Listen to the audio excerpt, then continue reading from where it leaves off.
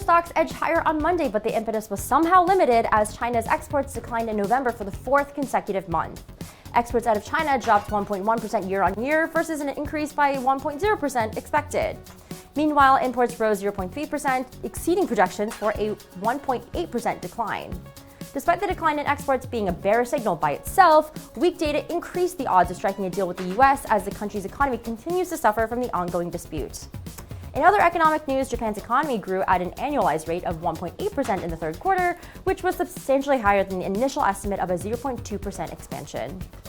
As a result, China's Shanghai Composite finished marginally higher at 2,914.48. Hong Kong's Hang Seng Index was 0.14% higher. The Nikkei 225 in Japan added 0.33%. South Korea's Kospi also gained 0.33%, while Australia's S&P ASX 200 was up by 0.34%. Overall, the MSCI Asia ex-Japan Index traded 0.3% higher.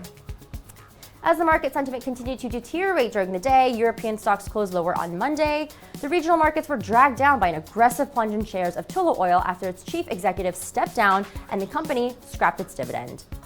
Dismal exports data out of China also weighed on investor sentiment. Besides, market participants expressed caution ahead of major events of the week, including US and European central bank meetings and British parliamentary elections. Trade-related uncertainty weighed as well. As such, the Pan-European Stock 600 index lost 0.2%. The UK's FTSE 100 edged down 0.08%. Germany's DAX declined 0.46%, and France's CAC 40 ended down 0.59%.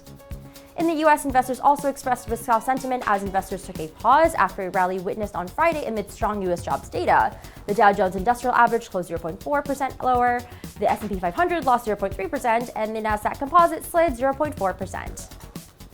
In individual stocks, Apple shares closed 1.40% lower amid the looming tariffs that are set to take effect in less than a week if a partial deal between the US and China isn't reached by December 15th.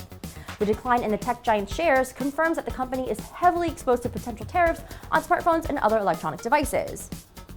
In currencies, the dollar was mostly lower against the majors after a rally witnessed at the end of the trading week when the US revealed a surprisingly strong jobs and wages data. The euro-US dollar tried to recoup the recent losses but struggled around the 1.1080 and settled just around the 100 DMA at the end of the day. Despite the pair having finished in the green, the euro remains relatively weak ahead of the FOMC and ECB meetings due this week. Should the Federal Reserve strike a less dovish tone, the pair could threaten the 1.10 figure once again. The USD Japanese yen pair was stuck in a tight range, posting the third day of declines. The dollar in general struggled for direction on Monday amid mixed investor sentiment and the lingering uncertainty around the US-China trade dispute. The pair dipped to last week's lows around the 108.40 handle, which served as a local support and helped to trim intraday losses by the end of the trading day. The greenback still needs to get back above the 200 DMA around 108.80 in order to see a better short-term technical picture. In commodities, Brent crude failed to extend gains and finished unchanged around the $64 handle.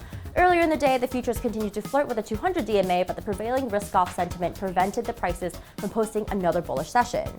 On Friday, the OPEC Plus countries announced deeper output cuts by additional 500,000 barrels per day and extended the deal until the end of the first quarter.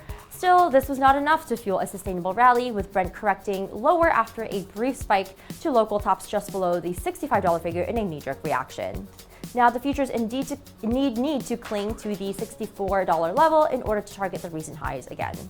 That is all for today. Thank you so much for watching, and please click subscribe to always be in touch with the latest market news.